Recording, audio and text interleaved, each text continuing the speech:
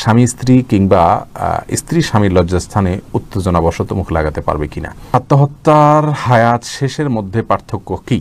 আমার অজু করতে অনেক পানি নষ্ট হয়ে যায়, দয়া করে সুন্নত তরিকে অজু করার নিয়ম দেখাবেন। বৈদ্যুতিক শকে মারা গেলে সে কি শহীদের মর্যাদা পাবে? একজন মানুষ আত্মহত্যা করলে আমাদের সমাজে প্রচলিত নিয়ম হচ্ছে তাকে জানাজা দেওয়া যাবে না, কবরস্থানে তাকে দাফন করা যাবে না, তাকে কবর জিয়ারত করতে পারবো না। প্রশ্ন হচ্ছে এই প্রচলিত নিয়মগুলো কি ইসলাম কি বলে? তালি দেওয়া ও শীষ দেওয়া কি ইসলামে হারাম? যে কোনো অবস্থায় ফরজ নামাজ পড়তে হবে, অর্থাৎ পাক কাপড় না থাকলে নাপাক কাপড়েই পড়তে হবে, এটা ঠিক কিনা? হক নষ্টকারী, জাদু টোনাকারী আত্মীয় স্বজনের সাথে সম্পর্ক রাখা কি বাধ্যতামূলক বা কেমন সম্পর্ক রাখা উচিত?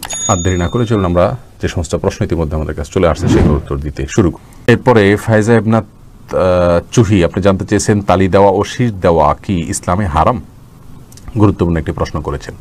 অনেকেই বিভিন্ন অনুষ্ঠানে দেখা গেল যে কাউকে উৎসাহ দেওয়ার জন্য বা কারোর কোনো কথার সাথে ঐকমত্য পোষণ করেছেন সেটা প্রকাশ করবার জন্য হাতে তালি দিয়ে থাকেন, আবার অনেকে মুখে শীষ দিয়ে থাকেন। এই বিষয়গুলোর ইসলামী শরিয়াতে জায়েজ না জায়েজ হওয়া নিয়ে আমাদের সমাজে কিছুটা ধোঁয়াশা রয়েছে অনেকের মধ্যে। দেখুন, হাতে তালি দেওয়ার বিষয়ে রাসূল করিম সাল্লাল্লাহু আলাইহি সাল্লামের নির্দেশনা একটি পাওয়া যায়, সেটি হলো মেয়েরা জামাতবদ্ধ নামাজে ইমামের ভুল শুধরাবার জন্য হাতে তালি দিবেন, আর সেটা হবে হাতের উল্টা পিঠের সাথে হাতের তালুর সাথে বাড়ি দিয়ে আওয়াজ দিয়ে তারা ইমাম সাহেবকে সাবধান করবেন। আর পুরুষ মুসল্লি থাকলে তারা সুবহানাল্লাহ বলে ইমাম সাহেবকে ভুল হয়েছে সে বিষয়ে শুধরানোর চেষ্টা করবেন, তার দৃষ্টি আকর্ষণ করার চেষ্টা করবেন। এ হলো মৌলিক নির্দেশনা। এর বাইরে আর বিশেষ কোনো জায়গায় বা ভিন্ন কোনো জায়গায় তালি দেওয়ার কথা ইসলামী শরিয়াতে কোথাও বলা হয়নি, বরং কোরআনে কারিমে সূরা আনফালে যথাসম্ভব সূরা আনফালেই আল্লাহ সুবহানাহু ওয়া তাআলা ৩৫ নম্বর আয়াতে বলেছেন যে ওমা কানা সলাতুহুম ইল্লা মুকাআন ওয়া তাসদিয়া ইনদাল বাইতি ইল্লা মুকাআন ওয়া তাসদিয়া, অর্থাৎ মক্কার মুশরিকরা কাফিররা তাদের ইবাদত ছিল তারা বাইতুল্লাহর পাশে গিয়ে শীষ বাজাতো এবং হাতে তালি দিত, এটাকে তারা ইবাদত হিসাবে করত। এবং অনেক উলামা ইকরাম বলেছেন এটা তারা সাধারণ উৎসবে সাধারণ আনন্দেও তারা হাতে তালি দিত। তো ইবাদত হিসাবে যদি কেউ হাতে তালি দেয়, শীষ দেয়, তাহলে তো সরাসরি হারাম, এতে কোনো সন্দেহ নেই। আর যদি ইবাদত হিসাবে না দেয়, এমনিতে সাধারণ অনুষ্ঠানে উৎসাহের জন্য হাতে তালি দেয় বা শীষ বাজায়, তাহলে সেটা কমপক্ষে মাকরুহ হবে, অর্থাৎ এটি অপছন্দনীয় হবে। সরাসরি হারাম হবে কিনা সেটা কেউ কেউ বলেছেন, তবে বিশুদ্ধ মত অনুযায়ী এটি মাকরুহ হবে, সাধারণ অবস্থাতে সরাসরি হারাম হবে না। আমরা কাউকে উৎসাহ দেওয়ার জন্য বা কোনো আশ্চর্যজনক কিছু দেখলে আমরা সুবহানাল্লাহ বলবো, আল্লাহু আকবার বলবো, সেটাও ইন্ডিভিজুয়ালি যার যার মতো বলবো। দলবদ্ধভাবে এরকম মানে একসাথে স্লোগান দিয়ে আল্লাহু আকবার বলা, সুবহানাল্লাহ বলার কোনো নির্দেশনা হাদিস কোরআনে পাওয়া যায় না। যার কারণে যার যার জায়গা থেকে আমরা সুবহানাল্লাহ বলবো, আলহামদুলিল্লাহ বলবো। মুমিনের এ জাতীয় কথাগুলো উচ্চারণের মাধ্যমে তিনি সওয়াব পাবেন, ভালো একটা কথা বলা হয়ে গেল। কিন্তু হাতে তালি দেওয়া এটা মুসলিমদের কালচার নয়। যদি কেউ দেন তাহলে সেক্ষেত্রে তিনি হারাম করে ফেলেছেন বা বড় কোনো গুনাহ করে ফেলেছেন, বিষয়টি সেরকমও নয়, যেহেতু এটাকে ইবাদত হিসাবে দেওয়া হচ্ছে না। এরপরে লামিসা আনোয়ার আপনি জানতে চেয়েছেন হক নষ্টকারী, জাদু টোনাকারী আত্মীয় স্বজনের সাথে সম্পর্ক রাখা কি বাধ্যতামূলক বা কেমন সম্পর্ক রাখা উচিত? দেখুন বোন লামিসা, যারা জাদু টোনা করেন এবং আপনার অন্য কোনো অন্যায় কাজে লিপ্ত, তারপরে আপনার অন্যের হক নষ্ট করছেন, এই টাইপের আত্মীয় স্বজনের সাথে সম্পর্ক রাখতে গেলে যদি আপনি নিজে ক্ষতিগ্রস্ত হওয়ার আশঙ্কা থাকে, তাহলে সেক্ষেত্রে আপনার জন্য তার সঙ্গে সম্পর্ক রক্ষা করা জরুরি নয়। আর যদি তিনি অন্যের সঙ্গে এই কাজগুলো করেন, আপনি নিজে ক্ষতিগ্রস্ত হওয়ার ভয় না থাকে, তাহলে কিন্তু আপনি তার সাথে একজন আত্মীয় হিসেবে নর্মাল যে সম্পর্ক সেটা আপনি তার সাথে রাখবেন। হ্যাঁ, আপনার তার প্রতি যদি সম্পর্ক না রাখার কারণে সে যদি প্রেশার ফিল করে এবং তার মাধ্যমে যদি সে সৎপথে ফিরে আসার সম্ভাবনা থাকে, তাহলে অবশ্যই আপনি অভিমান করতে পারেন তাকে সংশোধনের পথে আনবার জন্য। আর যদি সেরকম বিষয় না থাকে, আপনি তার সাথে নর্মাল সম্পর্ক রাখতে হবে অ্যাজ এ আত্মীয়, আর তার অন্যায়ের দায়ভার তাকে বহন করতে হবে, আপনাকে বহন করতে হবে না ইনশাআল্লাহ বিইذনিল্লাহ। আর যদি তার ক্ষতিগুলো আপনাকেই বরং পেয়ে বসতে পারে, আপনারও ক্ষতি করতে পারে, এরকম হয়, তাহলে সেক্ষেত্রে আপনি তার থেকে দূরে থাকবেন ইনশাআল্লাহ বিইذনিল্লাহ। মান্না ইসলাম জানতে চেয়েছেন নতুন বিয়ে হলে মুরব্বীরা বলে দেয় যে স্বামী শ্বশুর বাড়ি, শ্বশুর শাশুড়ি ও ওই বাড়ি মুরব্বীদের পায়ে হাত দিয়ে সালাম করতে হবে, এটা কতটা যৌক্তিক? দেখুন তামান্না বোন, এটা মোটেও যৌক্তিক নয়। সালামটা মুখে হবে, শ্রদ্ধা প্রদর্শন হবে নিজের আচার আচরণ দ্বারা, কিন্তু মাথা নুইয়ে সালাম দেওয়া আপনার পা ছুঁয়ে সালাম দেওয়া এটা কোনো সুন্নাহ সম্মত পদ্ধতি নয়। সালাম একটি ইবাদত, একটি আমল এবং ইবাদত কোরআন এবং সুন্নাহর বাতানো পদ্ধতিতে হতে হবে। আমল ইবাদত নিজের মন গড়া পদ্ধতিতে হয় না।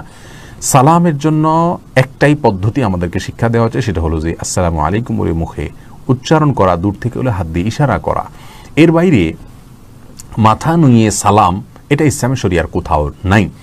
কোরআন হাদিসের কোথাও আমাদেরকে এরকম সালামের কথা বলা হয়নি। হিন্দুদের পদধূলি নেওয়া, চরণধুলি নেওয়া, সেখান থেকে কদম বসি, সেখান থেকে পাশুয়ে সালাম, এই ধাপে ধাপে এগুলো আমাদের কাছে আসছে।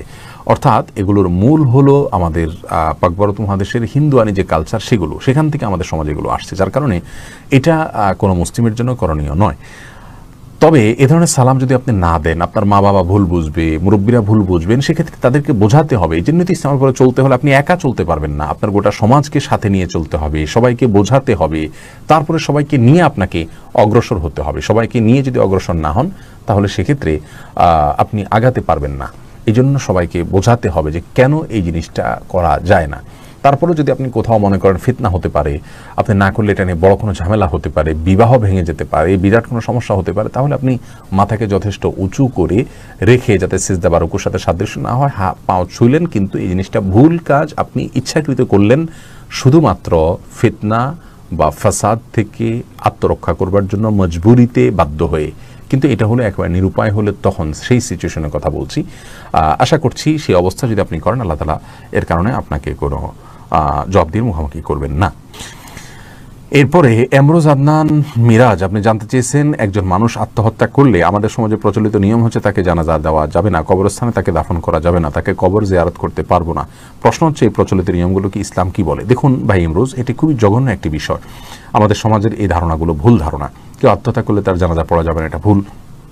তাকে সাধারণ মুসলমানদের কবরস্থানে দাফন করা হবে না, এটা আরেকটা ভুল। তার কবর জিয়ারত করা যাবে না, এটা আরেকটা ভুল। এগুলো তিনটাই ভুল। প্রথম কথা হলো যে কেউ আত্মহত্যা করে মারা গেলে তিনি কাফের হয়ে যান না, মুসলিম হয়ে থাকেন। আর যদি মুসলিম থাকে, মুসলিমের জানাজা দিতে হয়, আর মুসলিমকে মুসলমানদের কবর দাফন করতে হয়, মুসলিমের কবর জিয়ারত করতে হয়। যার কারণে যতক্ষণ তিনি ইসলামের গণ্ডিতে আছেন, তাকে আপনি কোনো অবস্থাতেই এই আচরণগুলো তার সাথে করতে পারবেন না। তবে হ্যাঁ, রাসূল করিম সাল্লাল্লাহু আলাইহি সাল্লাম যেটি করতেন সেটা হলো যে তিনি আত্মহত্যাকারী জানাজা নিজে শরীক হতেন না, অন্যদেরকে হতে বলতেন। এই জন্য সমাজের সম্ভ্রান্ত মানুষগুলো আত্মহত্যাকারী ব্যক্তির জানাজা সামিল হবেন না, এই জায়গা থেকে যেন অন্য লোকেরা আত্মহত্যার মতো গুনাহের কাজ, অপরাধের কাজ থেকে তারা বেঁচে থাকে, তারা যেন আত্মহত্যা করার দুঃসাহস না দেখায়, সেই জায়গা থেকে সমাজের সম্ভ্রান্ত মানুষরা তাদের জানাজা শরীক হবে না। বাকি সব কাজগুলো নর্মালি করতে হবে, তাদের জন্য দোয়াও বরং বেশি বেশি করে করতে হবে, কারণ তারা দোয়ার আরও বেশি মুখাপেক্ষী। গুনাহ করতে করতে তারা দুনিয়া থেকে গেছেন, আল্লাহ মাফ করুক। অর্থাৎ দুনিয়া থেকে যাওয়ার সময় তিনি আল্লাহর অবাধ্য হয়ে নাফরমানি করে হারাম কাজ করতে করতে তারপর মৃত্যু হয়েছে। সেই জায়গা থেকে তাদের জন্য আরও বেশি আল্লাহর কাছে ইস্তেগফার এবং ক্ষমা প্রার্থনা করতে হবে। আল্লাহ সুবহানাহু ওয়া তাআলা ক্ষমাশীল। শিরক নিয়ে যদি মৃত্যুবরণ না করেন, তাহলে আল্লাহ চাইলে যে কোনো অপরাধকেই ক্ষমা করতে পারেন, যদিও এটি জঘন্য অপরাধ, এটার শাস্তি রয়েছে জাহান্নাম। আল্লাহ চাইলে মাফ করতে পারেন, সেই জায়গা থেকে আমরা তার জন্য দোয়া করি। আসলাম সানি আপনি জানতে চেয়েছেন, আমার অজু করতে অনেক পানি নষ্ট হয়ে যায়, দয়া করে সুন্নত তরিকে অজু করার নিয়ম দেখাবেন। দেখুন ভাই, অজুতে অনেক বেশি পানি অপচয় করা উচিত নয়। শয়তান আমাদের মধ্যে একটা কুমন্ত্রণা ঢুকানোর চেষ্টা করে যে আমার অজু হলো কি হলো না, একটা ধোঁয়াশা এবং সংশয় সৃষ্টি করার চেষ্টা করে।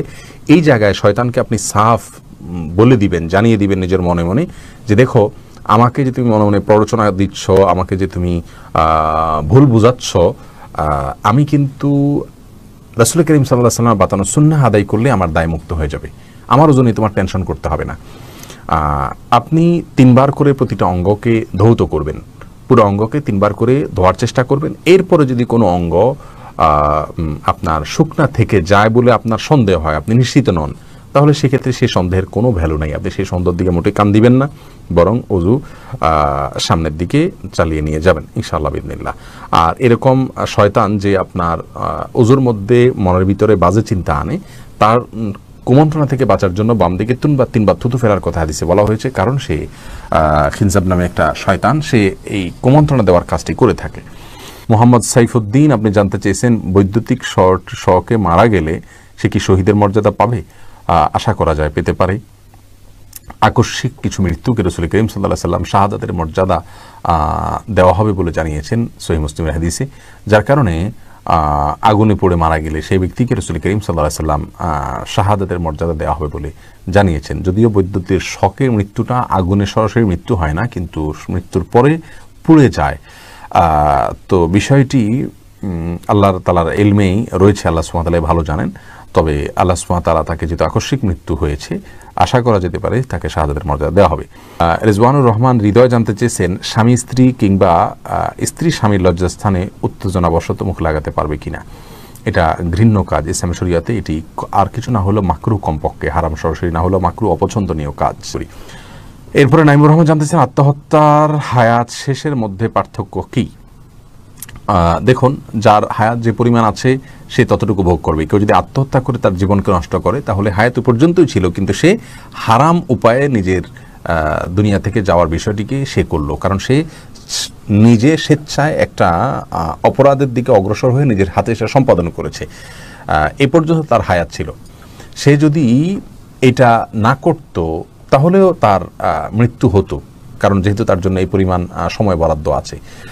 এখন কথা হলো যে সে যে এভাবে মৃত্যুবরণ করবেন সেটাও তো তার তাকদীরে লেখা আছে। হ্যাঁ, সে এটা করবে, আল্লাহ সুবহানাহু ওয়া তাআলা জানেন। সেই জায়গা থেকে আল্লাহ সুবহানাহু ওয়া তাআলা তার বিষয়টি লিখে রেখেছেন। যাই হোক, অতএব আত্মহত্যা করলে তার যে নির্দিষ্ট হায়াত আছে সেটা তিনি ভোগ করেন না, বিষয়টা তা নয়। কেউ বলতে পারেন তাহলে তার অপরাধ হবে কেন, তিনি তো তার হায়াত ভোগ করেছেন, নির্দিষ্ট হায়াত তিনি যা পাওয়ার সেটাই তিনি ভোগ করেছেন, তাহলে তার তো কোনো দোষ হওয়ার কথা নয়। এর উত্তর হলো যে আসলে আপনি যে ইয়েটা করলেন, আত্মহত্যাটা করলেন অথবা যেই করুন, এই আত্মহত্যা করার মাধ্যমে আপনি একটা খারাপ কাজ এর দিকে অগ্রসর হয়েছেন এবং নিজে হাতে সেটা করেছেন, এই জন্য আপনার গুনাহ হবে, পাপ হবে।